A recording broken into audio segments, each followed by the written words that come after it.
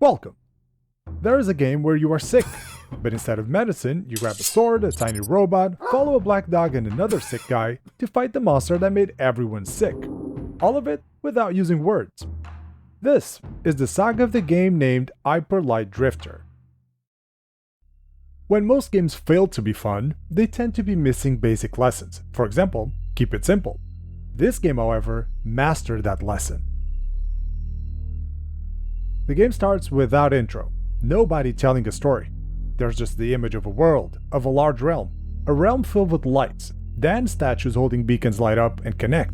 Whatever that did ends up triggering a gigantic explosion. In its wake, all that is left is an ocean of corpses and a warrior, who seems to be sick but is also haunted by a dark creature. No matter how hard the sword swings, the creature just keeps coming back. Then there's a dog, or something pretending to be one, and it's somehow connected to all of this. Images keep flashing, and suddenly the warrior is being dragged, trying to grasp for an object that seems to be the answer, and as all hope seems to be lost, the dream ends. It was all a vision. I better get out of here and be on my way. Not sure what the vision was trying to tell me, but I don't want to stay here to find out, right? There's an old underground path filled with monsters, but I also find an energy gun that is real handy for reaching bridge switches. And it's also good to take care of the monsters, obviously. Skip the rusty robots and cranky elevators and I'm above ground again. In the distance, I can see the city from my vision, but something isn't right and I start coughing blood. That's when it finds me, the undying monster from the vision. Whatever it did to me, I collapse and everything fades to black. Lucky though, another warrior found me. He brings me to safety and leaves a copy of the map behind so I can find a way around this land. But there's more to it. He also leaves a message telling me to collect these objects that look like the one from the dream. Okay, better get to it, but first let me set up a checkpoint just in case something happens. Not saying it will, of course, but I think that other warrior may have his hands full being an actual hero, as one of the town dwellers shows he's already saved another drifter from monsters roaming the north. Well, then that's where I'm headed. Though, it clearly isn't going to be a simple hike through the mountains, as a friendly face warns me there's some big bad bird that just took over the north. Obviously, that's not going to stop me, and not even a minute later, I'm attacked by the bird people. Can I highlight the keep it simple thing again? The combat works really well, very fun, and what the hell is that on the background? Okay, seems dead, carry on. Looking through a cave, I come across the hideout of someone that explains he escaped a cult that seems to be ruled by the big bad bird the other guy told me about. And not much later, I run into the black dog from my vision. Not that it matters, seeing it vanishes out of thin air, but it did guide me to the pink-cloaked hero who happens to be doing what he clearly does best. And he does share with me the location of some of the crystals we need to find.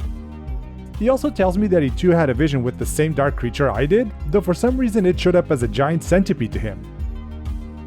The cultist zealots will, of course, get in the way of my search for the crystals, but they do drop currency now and then. These will help out with upgrades, and I'm going to need them, because it's expected that new interfer enemies show up. Of course, this guy isn't all that bad, and he drops a couple more coins. And thanks to this teleporter, I can get back to the top of the mountain, so I'm thinking, let me pay a visit to the stores. Except, it didn't really work that way. This is probably the one thing that this game didn't feel like keeping simple. When I reach the first shop in the village, I talk to the owner only to find I can't buy any upgrades, so I decide to check the other shops. Well, I thought those were coins. They're parts of an upgrade unit. I need 4 to even assemble one. No point being here, let's go back to the mountain. Reaching the summit, I find one of the beacons from my vision, but the way is locked. Though I also get my first crystal, which just happens to be right by the side of that beacon. So, what are crystals for? They seem to be connected to the beacons and whatever is below the village, but they're needed to open doors too. Clearly, one crystal won't do, so I keep exploring the mountain for more. That means more elevators, more underground layers, more crazy cult birds, more gaps to jump over, and also more traps, which lead to dying. This too is kept simple. There are many other types of traps and ambushes, so dying is common, but snap to the last checkpoint and try again, and die again. Now, the one thing that annoys me a little is that I do all of this without a lot of rewards. Enemies drop currency, but again, it's only parts of it. They don't drop healing supplies, new weapons, or even collectibles. It just feels I'm grinding through mobs to reach a crystal. Hello again, please stay dead. As I bash through the cultists, I start noticing medical supplies on most rooms, especially after larger ambushes. I guess it's how the game tries to offer a fighting chance. And it does try to be generous when giving parts for the upgrade units, though it took long enough that I'm only buying my first upgrade at this point. So let me get this crystal, and I'll warp back to the village to take care of it. I can upgrade the sword, the gun, the dodge ability, but there's also a grenade, and I can boost the number of health injections. For now, I'm unlocking the power attack. I can finally get past this door using the 3 crystal pieces I collected, though for some reason I seem to be surrounded by a bunch of stronger enemies I met along the way. Like it's building up to something. That's right, it's time for the boss battle. So, let me get ahead of myself and share this now. The boss battles are the best thing about this game.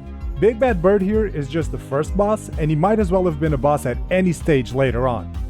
It's challenging, it's fun, and when the boss dies it feels really good, on top of the actual rewards.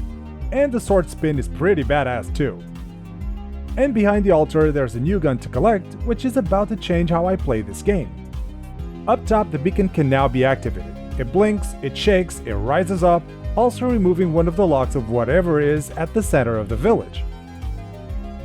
But hold on, there are still areas on the northern map that I've never gotten to. So it's always a good idea to track back to these areas because each zone has 8 crystals to recover. And there it is, crystal number 4. I would celebrate if it wasn't for the fact it's not even a full set. I'm only halfway there. Wait, something isn't right again. I'm coughing, the creature is back, and kills me. Well, not really. And it's about to happen several times during the game too. I don't really get it, but let me see where I need to go next. Alright, to the pink forest of the eastern lands. Again, from the top. Grab the crystals, get the boss location from another drifter, and then make my way there while getting ambushed a million times. Except the new gun is a railgun, and the sword upgrade gets things done. Finding a new teleporter is always a good excuse to go back for more upgrades. And this time, considering my offense is covered, I'll increase the number of healing shots that I can carry. And again I go. More ambushes, more traps, more ambushes with traps, more new enemies with new attacks. And then, like last time, the black dog shows up and disappears just before I find the pink sword master. He shares the location of more crystals, and after collecting a few, the evil shadow shows up again to fake kill me. It's a little funny though, as it keeps trying to kill me in different ways, very creative, but clearly with some anger issues. And finally, the gates to the boss arena. By the way, my favorite boss. A tryhard's wet dream, 1010 would rage again. And I guess he must have been the creature's favorite boss too, because he shows up immediately to try and kill me again. But I go activate the beacon and move on to the next area. New boss, new enemies, new scenery, new stories, though in essence it's more of the same. However, is that a bad thing? Is chasing an ominous black dog and a mysterious pink knight a bad thing? Is hunting for crystal keys and getting killed over and over by, okay, that one is a bad thing. But I still get up every time, so it's not that bad, and facing yet another cool boss is definitely not a bad thing. Also, after raising this beacon, I'm going south and things change because, spoiler alert, no more chasing the pink knight because he dies. It is really sad, though he gives me a sword and cloak, I guess. And it's a good reminder of the things still left to be done. Other than the upgrades, and the ambushes, and the crystals, and coughing blood, and the evil shadow creature, and killing bosses, and spinning the sword, and dying, and raising the beacons, there's a lot still left to be done.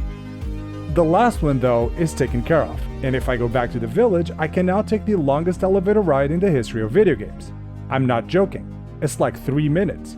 Like I get it, it goes deep. But didn't I just say there's lots to do? Then let's talk secrets, fake walls, locked doors, invisible platforms, a collection of stone tablets that when completed reveals the actual lore of this game. Or just, play a match against a mean kid that loves kicking balls before heading down below the ground, coughing up more blood, finally facing the reason why everyone went mad, and finally giving the dark creature an opportunity to kill me. Thank you for joining me on the saga of Hyper Light Drifter. Now's the time to slash the like button if you enjoyed this one. Honestly, this might be one of the most simple and yet fun games I've ever played. Agree? Don't agree? Go to the comments. If the pixel style doesn't pull you in though, I'm sure I have other videos you might like. Go check them out. And if you're a fellow drifter looking for more videos like this one, then subscribe to my channel, because there's more on the way. Also, my social media is free of pixel death gods, I promise. Time to drift away. See ya.